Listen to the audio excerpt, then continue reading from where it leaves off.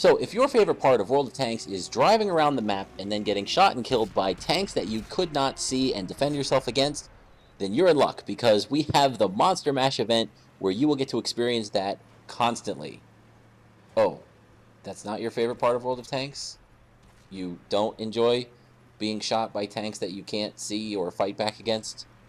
Oh, well, this is a little awkward then. Welcome back to Meat City Gaming. JD here with another episode of Battle Bites here in World of Tanks. And as you can see, we have the Monster Hunt 2.0 event going on right now. And yes, this is me in the Kaiju OI getting obliterated by a Revenant Craft Panther that is not on my map, that I cannot see, that I cannot do pretty much anything against until I figure out that it is that dormant one right there. And after blundering one into the body of the tank, the hull, I'm finally able to put one into the turret, but of course it is too late. That tank got the jump on me and was able to absolutely obliterate me before I could do anything to defend myself.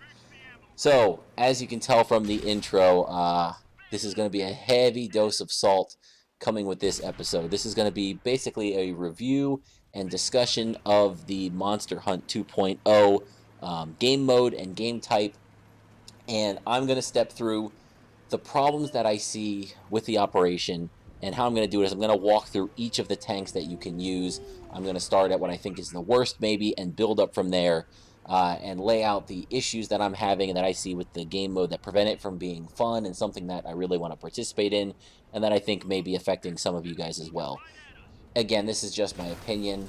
If you disagree, please feel free to let me know. Leave a comment, leave a note in the thread wherever you find this video, and tell me how you're extracting some fun from the event, because for me, it's the worst experience I've had playing World of Tanks, I think, ever.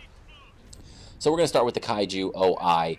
That is the tank that I earned, and I did say this during my lead up to the event that I thought that tank would be the least amount of fun, and I did get it anyway, and here's why. This tank is no fun. You're on a map with a number of extremely fast, very mobile, very rapid shooting tanks, and they can do that. They can just run up next to you, park on your side, and unload, and you're dead in 5 seconds, and you have nothing that you can do to stop it. And yes, that's the way the Kaiju works in multiplayer battles, regular battles, but there it's 15 on 15. The tanks are much slower.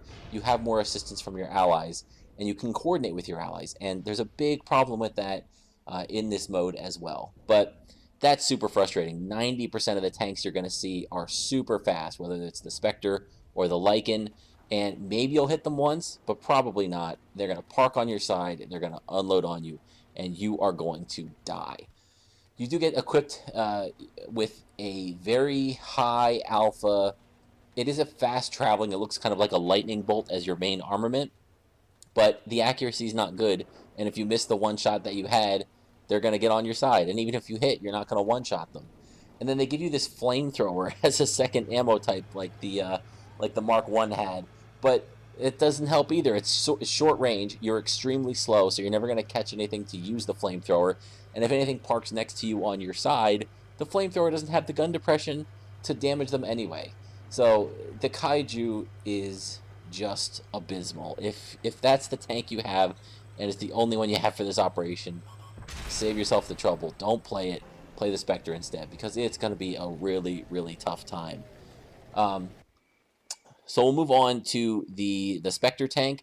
That is the kind of standard tank that everybody will have access to. It's fast, it's fun. It's basically the same as last year. The shots seem to arc a little bit less. They have an high explosive type of shot. So unless you're hitting really thick armor, you'll be able to do some kind of damage. Use the mobility of this tank to flank enemies, get behind them. If you run into a Kaiju, obviously it's lunchtime. If you run into a Revenant and you're able to see it and hit it, make sure you shoot it in the turret, not the hull. If you run into the KV5 variant, again, use your mobility, but don't leave it alone because it'll regen, as we'll get to in a minute. And also your tracks are extremely well armored. So, flush on is not actually a bad tactic on your side because your tracks are very, very thick and they may absorb shots coming in from the enemy, and you really won't get tracked. You'll pretty much just bounce if they hit you in the tracks. So that tank can be fun. Next, we're going to move on to the KV5. Again, there aren't many of these out there. If you bought the bundle of all the monster tanks, then you have this thing. And hey, if you spent that much money on it, you're probably going to be playing it to get every nickel that you can of value out of that thing. It's kind of an interesting one. It constantly regenerates health. So if somebody leaves you alone, you'll get your health back 5 ticks, 5 health per tick, and there's like a tick a second. So it's not slow. It's not certainly fast that you're going to be regenning. I believe you have a short range fire attack again. I think you have some kind of like lobbing rocket or fireball that kind of splashes, and there also seems to be a quick regular-ish type of shot. So that tank looks like it has some possibility. Again, I didn't get to play it because I don't have it, but the ones I've seen have kind of moved around the battlefield with some amount of capability and competence, because they're not as slow as the Kaiju, and they're certainly not as awkward if something gets up close to you. So then we have the lichen T-71, and that's where I think you'll have the most fun. That tank is blazing fast. It gets an autoloader, 6-shot autoloader. It can run in, and while it's fully loaded, it has enhanced statistics. Its speed, its maneuverability. I have a clip of somebody driving the T-71, and you can see it's kind of just a blast. You fly around the battlefield, tight turning radius, pump out your clip, and then you can run away until you reload. I think the reload is about 25 seconds. So if you can count the shots, if you're against one of them, 6 shots, then its clip is empty, then you've got 25 seconds before it'll be reloaded, and it can come at you once again. Those are super light armored, low hit points, so if you can put some shots into those things, you can take them out pretty quickly, but they can outrun anything on the battlefield, so it's going to be tough to catch them. Maybe if you're in a Spectre, you'll be able to do it. So now we'll come to the Revenant Crafts Panther, and this thing is just... it's what breaks the game mode for me. It's so terribly handled. So on the enemy team, and actually on the friendly team as well, and this is part of the problem, the Panther does not show up on the map ever. So your friendly tanks don't show up on your team list. So I've loaded into games. I'm in one now where I think I have a Panther or 2 on my team. It's on the screen. I had one where I had 3 Panthers on my team. They don't show up on the map, so you don't know where they are, and they're on your own team. So that was half of my team, basically, who I could not coordinate with. I didn't know which way they went. I didn't know where they were located. I didn't know what they were doing. I couldn't go one way and support them. I couldn't come to help them. I didn't know if they were being damaged. You have no information about tanks that are on your own team. At one point, there's a clip where it's me and a Craft Panther as the allies against 2 enemies. One is a Craft Panther, and one was, I think, one of those heavy tanks, either the KV5 or the Kaiju.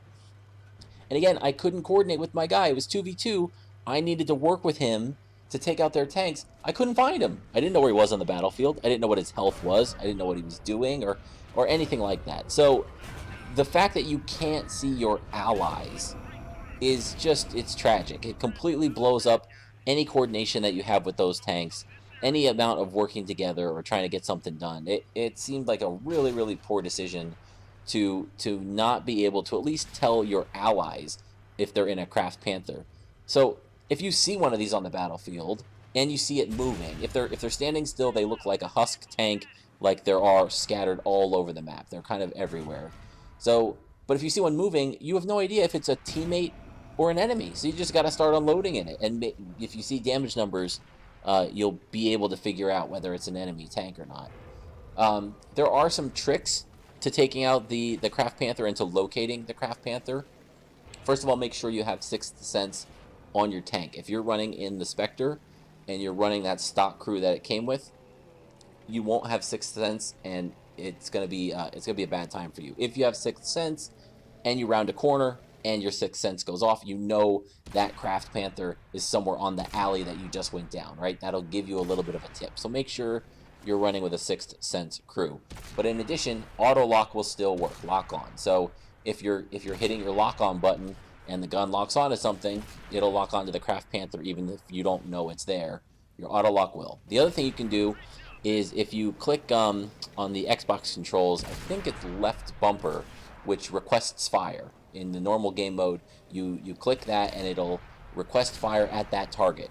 Well, if you can constantly spam that, and if your gun is ever pointing at a panther, you will request fire at the target. So you'll know that your gun right now, when you click it, is facing a target. So there are some ways to take those tanks out, but think about it. I've never had a game where I didn't go against at least one craft panther on the enemy team, and usually it's more than that. So that's just tanks that you can't see, you don't know are there, can fire at you a couple times before you even know where they are. If they're on your team, you can't coordinate with them, and you have to be able to hit them in the turret in order to do damage. If you hit these things in the hull, it does way, way, way reduced damage. So throw all of that together, and it just makes a mess. I mean, for me, playing solo, it wasn't fun. If you're in... So this is where I think you can extract some fun from this game mode. If you're in a platoon and you've got 3 guys in craft panthers, right? That you might have some fun. You can move together, talk and coordinate, ambush and ruin people's day, and maybe that'd be fun. But even if you're solo in the craft panther, yeah, you can sit still and troll and take out maybe an enemy by surprise. But eventually you're probably going to come up against another craft panther, and then you're going to have the same problem where you won't be able to see it, you won't be able to tell that it's there. You know, it's going to be this like weird kind of gameplay. Your allies won't be able to help you. I had a game where it was still 4v4. There was a furious fight going on in the middle of the cemetery, the middle capture point. And so these tanks, Spectres, and everything are flying around shooting at each other. Just off to the side of that center space, where everybody could see them if they were looking, were 2 craft panthers battling it out against each other. Neither of them ever got help from anyone else because nobody could tell that they were there. It was just these 2 dark tanks circling every once in a while firing. Nobody else had any idea that that was going on. So it's just brutal for me to think that this was included as part of a game mode for people to play. It's so unbalanced, even if it's just not a fun thing to do, to be able to, you know, be ambushed and shot by something that you can't see and you can't tell is there. So for me, this was a complete miss. On top of all of that, there's no incentive to play the mode. You don't earn silver. You don't really earn, there's no operations. There are some treats every random once in a while. If you complete a battle, you can get, you know, a small reward, which might be 3 small med kits or 10,000 silver or something. But why would you do that? Just go play regular multiplayer mode. You get way better, way more rewards than that, way faster. So I know that came off as fairly salty. I try not to be negative when I can help it, but this event for me was just a complete miss and really, really was a disappointment after the long grind for earning a monster tank. So hopefully you guys out there have some different feelings. You're enjoying the mode. You're getting something out of it. If you are, please let me know. If you hate it as much as I do, hey, I don't mind people agreeing with me either. Feel free to let me know that as well. Leave a comment. Feel free to like the video if you got something out of this, if it was cathartic for you. Otherwise, feel free to subscribe to Meat City Gaming for future content, which I promise will be more positive and upbeat and less salty than this one was. Thank you for joining me, and I'll see you next time.